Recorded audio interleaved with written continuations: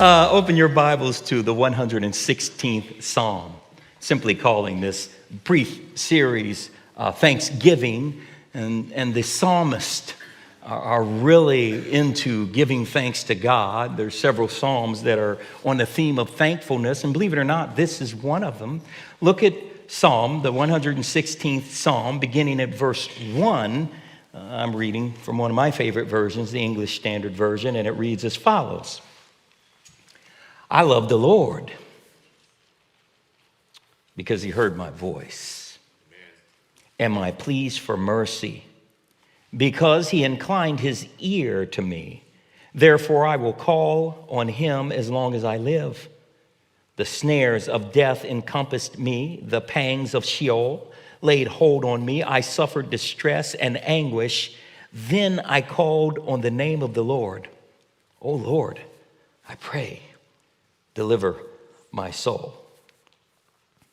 You know, even if you're not a singer or a musician, you might be a music lover, but even so, whatever the case may be, you may have a favorite song. And isn't that true throughout history? There are certain songs that we can hear, and it can remind us of certain times in history, certain points in our lives. And you may have a favorite song that you just love to hear it.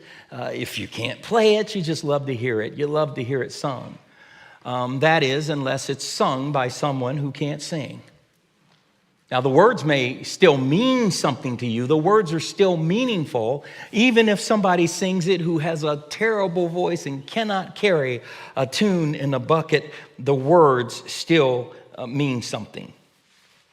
If you're a parent, whether your children are grown and have left home, or you're still raising younger children, you love it when your children, you hear their voice and they're laughing and giggling. That's one of my favorite things to hear from our children, especially when they were young, is just these happy moments in our family where there's all this giggling and laughter. That just thrills my heart whenever that would happen. However, if you're a parent, you've also experienced your child whining. They whine and complain, and it just drives you crazy. However, the words that they're speaking may still mean something. The words may still be important, and you pay attention because you love them. If you're a Christian, there are those times when life is not going the way that you feel that it should. There are those times that you're dancing close to the line called depression. There are those times when you're experiencing things in your life that causes you to be a whiner to God. I mean, you know, even God has to say, why doesn't that guy stop whining? Why is he whining so much? Nevertheless, the words that you are saying are still important to God because he loves you. And because he knows you, he understands, he hears. It's important to him because he knows your heart. This is one of the reasons why the psalmist loves the Lord. Look what he says in verse 1. He says, I love the Lord. Why? Because he heard my voice. He listens to me. Verse 2, because he inclined his ear to me. Therefore, I'm going to call on him. And what I'd like to do is, drawing from the 116th Psalm, I'd like to suggest to you a five-step formula for calling upon the Lord. A five-step formula. Won't be before you long because I get a hamburger afterwards.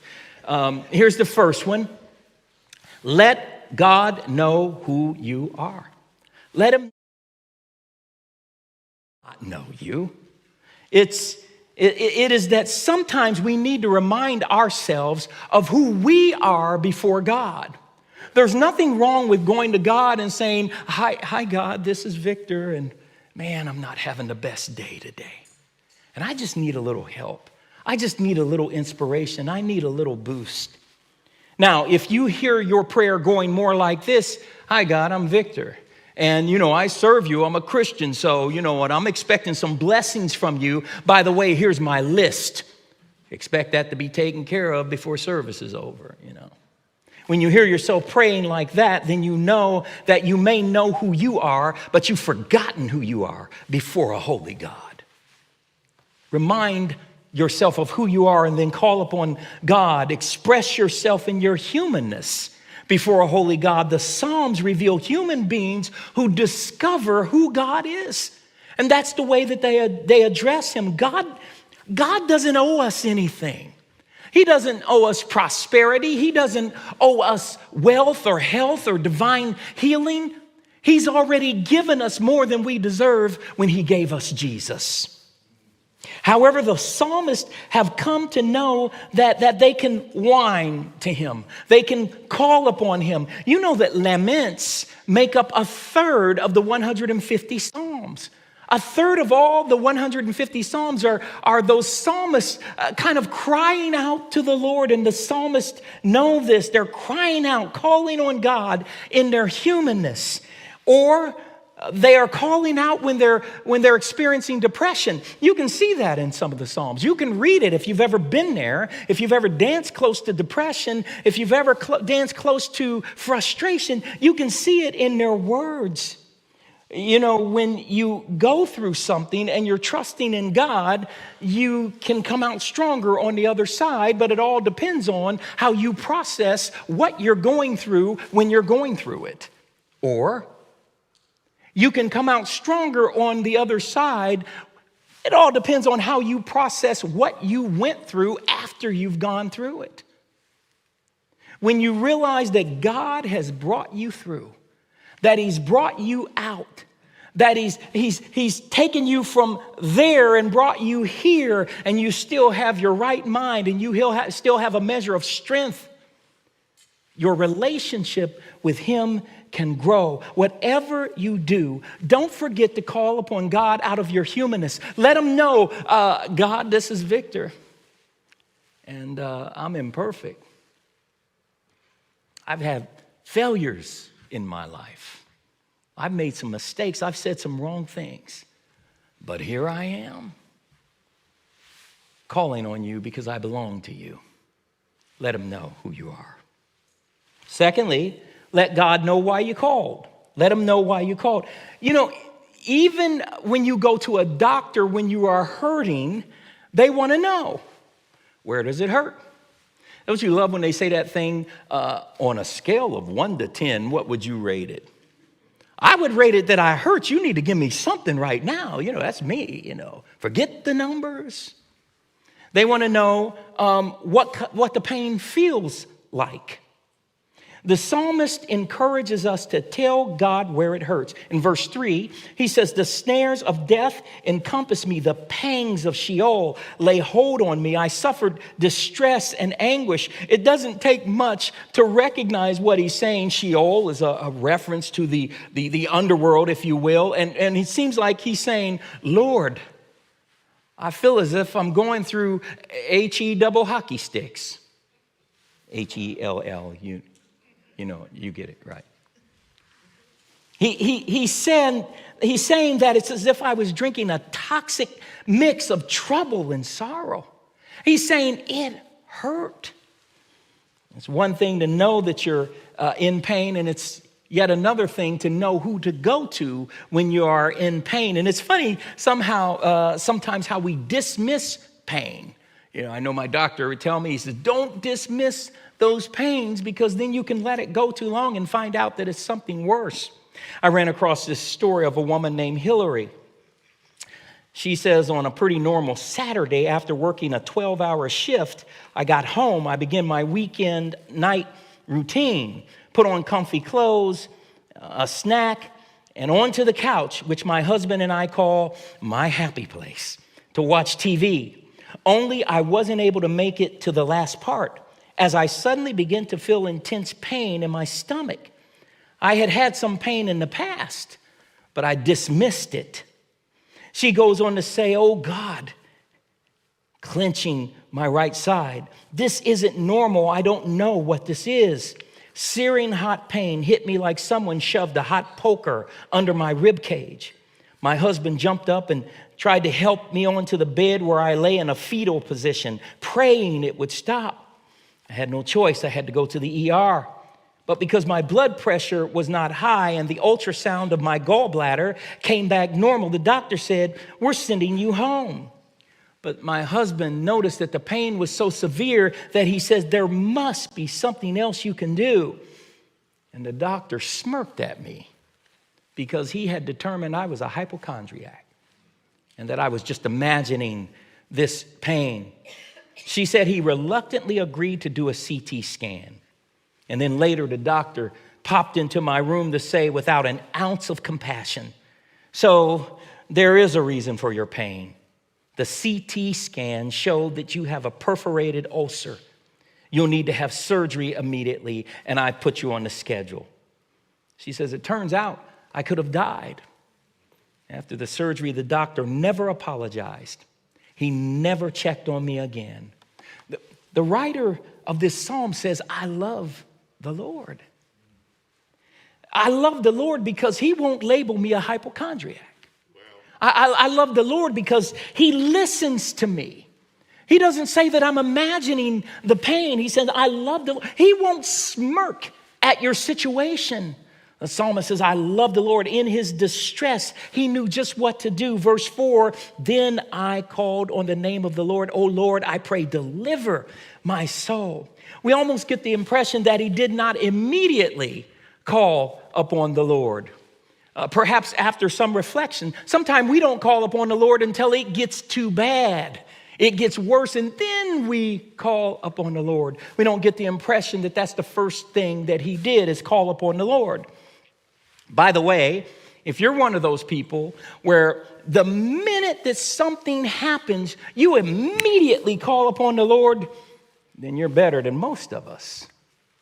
I don't get the impression that for some of you raising your children, that the first time your child is fibbing, or the second time, or the third time, and you know they're standing there. You know, it's like the little boy that I saw on a video that someone sent me, and you can only see the back of him, and his father is saying, "Jojo, did you eat that chocolate?"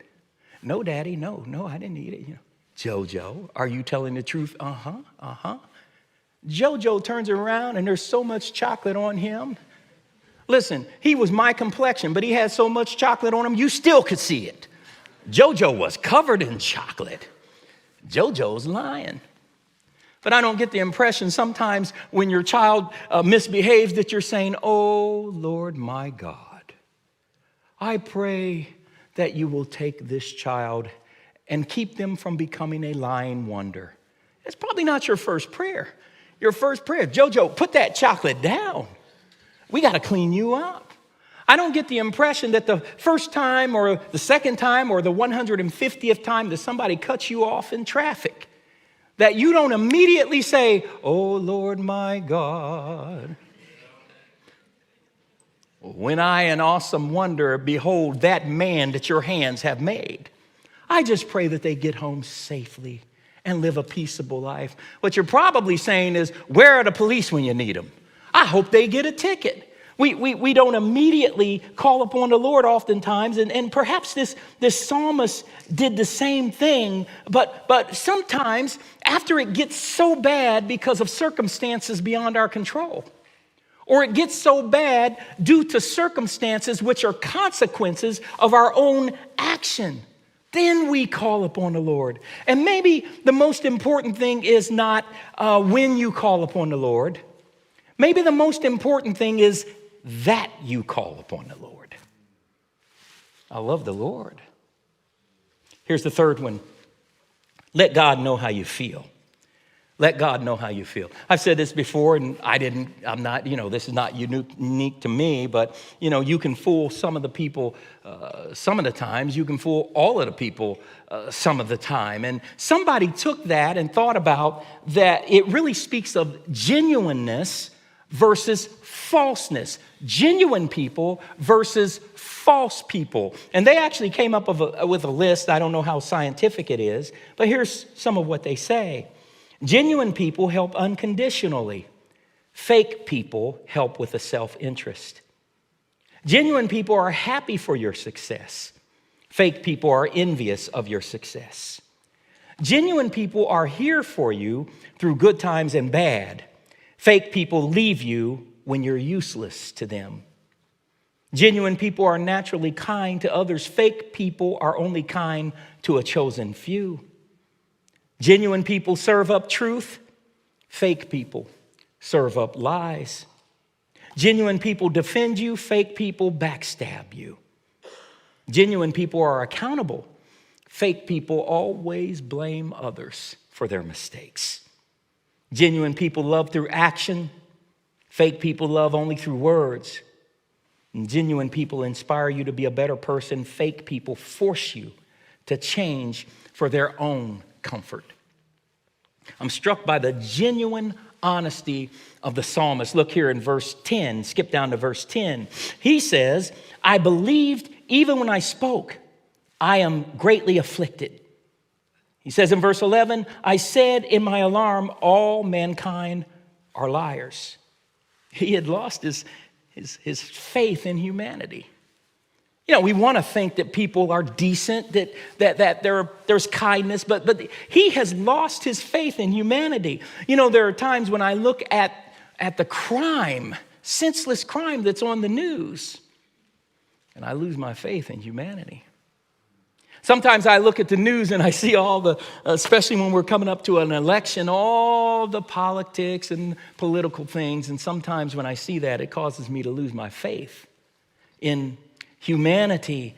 Sometimes when I see the lack of morality, of integrity, of just decency and kindness, it causes me to lose my faith in humanity. When I hear in the news the next story of the next pastor or preacher or evangelist who has fallen into sin and all of the life that he led behind the scenes is uncovered. One of the greatest apologists of our entire generation. After he died, it's all uncovered. The life that he actually led. When I see something like that, it causes me to lose my faith in humanity. What the psalmist does is he is genuine before God. He's not fake.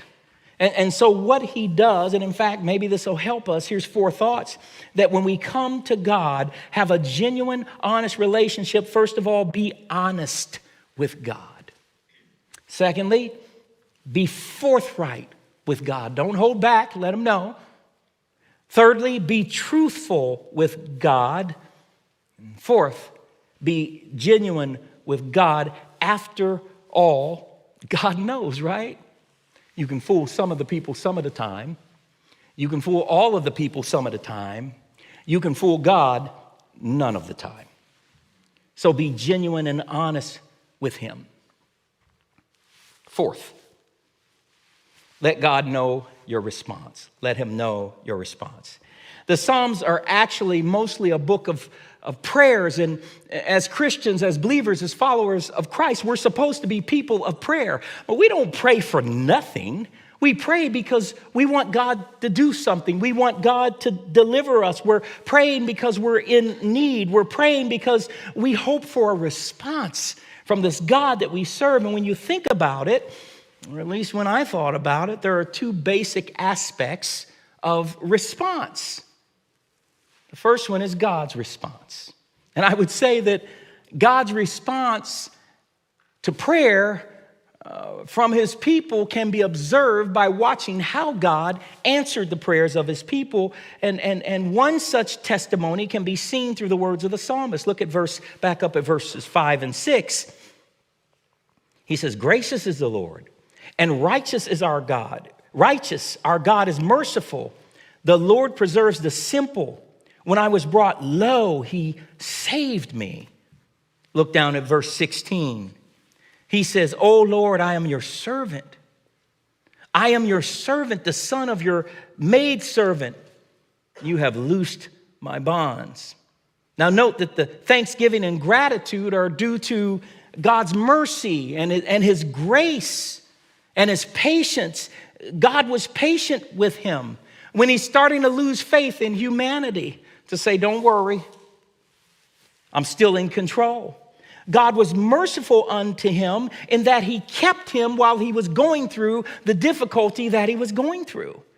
And God was gracious unto him in that when he was behaving and thinking like a simpleton, God put up with him and saved him anyway. Note in the text, he uses the word simple. And we could substitute the word simple for simpleton. And try reading that line by putting in synonyms of the word simpleton. It would sound something like this.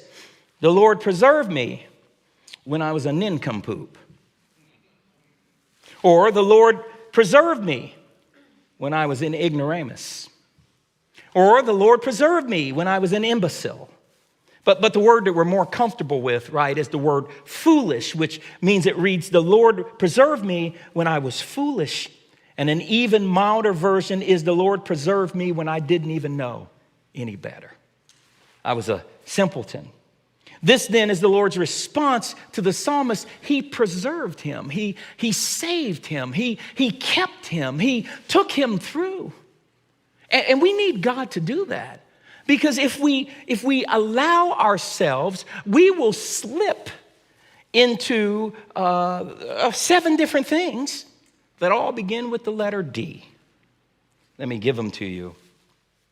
If we're not careful, if we don't call on the Lord, then we'll slip into depression, which can cause us to make rash decisions. Or we'll slip into despair, which can cause you to give up.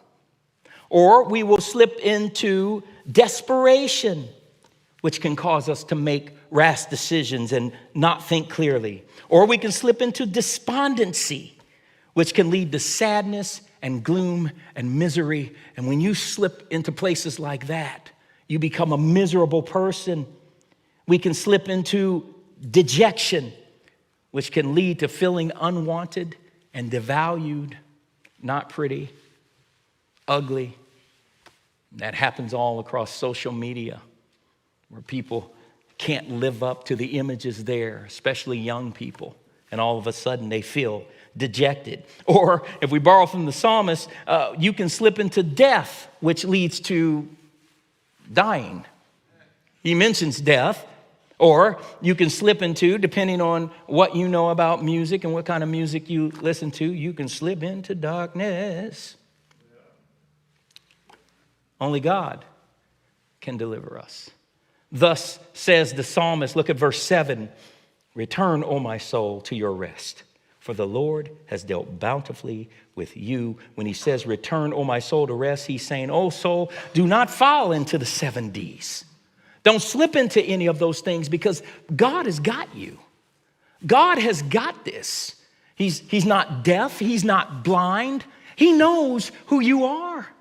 And he will deliver you. Relax. God has got this. You know, one of the things that really plagues us is the anxiety we get when we're praying, and yet we won't let God handle it. I know it's tough. I've been there, and I'm there again and again and again. But sometimes after you pray, you have to remind yourself, relax. You just gave that to the Lord. Relax. He's got this. Furthermore, God has dealt with this man bountifully. That's what he said. God has dealt with me abundantly. Now that's God's response. What about our response? Thanksgiving and gratitude should be the natural response from someone who has received help. The psalmist is no exception. God's deliverance has been so overwhelming to him. He cannot help it. Not only should we respond to with thanksgiving and gratitude, but we should also respond with behavioral change. You can say you're a Christian all you want, but somewhere along the way, there needs to be some change in your life that causes people to say, what happened to you? I knew you before. And when I look at you now, there's something different. Have you ever noticed that there are those people, I know I've seen it, there's some people I've known before they were Christians, and then they become believers. And even before they say a word, you see them and you say, you just look different. Did you lose weight? Did you change your hair? No, it's that God has done something for me. The psalmist asked himself a question. Look at verse 12. He says, what shall I render to the Lord for all his benefits to me? I told you before, my grandmother says that it's all right to talk to yourself as long as you don't answer yourself. And I hate to come up against my grandmother's wisdom, but not only does the psalmist talk to himself, but he answers himself. I also feel that he's talking to the Lord here, and each one of the answers that he gives begin with two words: I will. Look with me at verse 9. He says, I will walk before the Lord in the land of the living. Look at verse 13. I will lift up the cup of salvation and call on the name of the Lord. Verse 14. I will pay my vows to the Lord in the presence of all his people. Verse 17. I will offer to you the sacrifice of thanksgiving and call on the name of the Lord. Verse 18, I will pay my vows to the Lord in the presence of all his people. Verse 19, in the courts of the house of the Lord, in your midst, O Jerusalem, praise the Lord. Now I can't tell you exactly how God will specifically respond to your specific situation. However, I can tell you that the criteria for God responding is to come before him with contrition, with a contrite heart, in your humanness, in genuine faith. This is what the psalmist must have done, because God does answer him. It's your 5 steps for calling on the name of the Lord or for whining to the Lord. Here are some final thoughts to note about the psalmist, and it is fascinating to me because if you look in verse 3, you know more than once he alludes to death. He says, the snares of death encompass me. Translation, I felt as if I was going to die. Or look at verse 8. However, you delivered my soul from death. Translation, you delivered me from feeling as if I was going to die, or you literally delivered me from death. We're not quite sure. But then he adds, even if I do die, you still got me. Look at verse 15.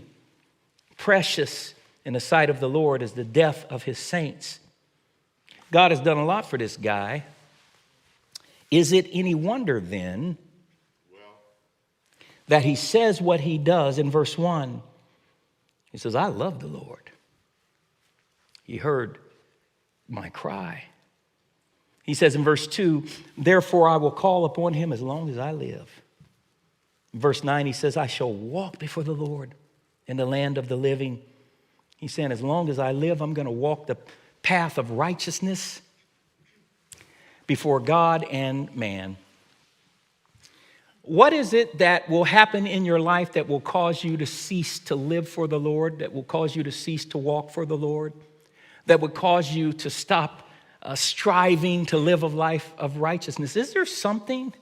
Do you have a limit that you say, Lord, I'll walk for you, I'll live for you, unless this happens? I know a man dealt with cancer, a couple of them.